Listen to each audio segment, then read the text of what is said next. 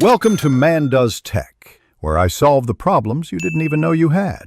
You begin by creating the project and carving out the widget shell so you can iterate fast. First, open Android Studio, choose an app module, and add an app widget provider subclass. This is where system callbacks land.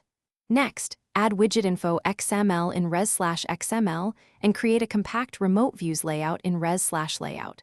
Once done, declare a receiver with metadata in Android manifest. XML and set initial layout, min width/min height. Make sure to use sensible sizes and test on a target device immediately so layout issues surface early.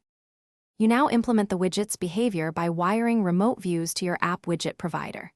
Create pending intents for clicks, you set text view text and set image view resource to change visuals, and call app widget manager. Update app widget to push UI changes. Once done, implement on update to schedule updates and on receive to handle custom intents. Use Alarm Manager or Work Manager for periodic refreshes. Make sure to add a configuration activity if users need choices, and support on app widget options. Change to respond to resize events and density differences across. You finish by finalizing update logic and packaging the app for users. Implement durable state handling.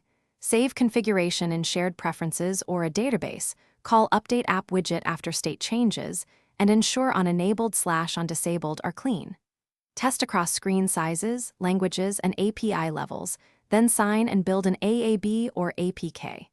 If something goes wrong, check Logcat for remote views errors, verify correct view ID, confirm pending intents and permissions, and use a DB to push updates manually. This single troubleshooting step finds most problems fast. Thanks for watching. If you found this helpful, don't forget to like and subscribe.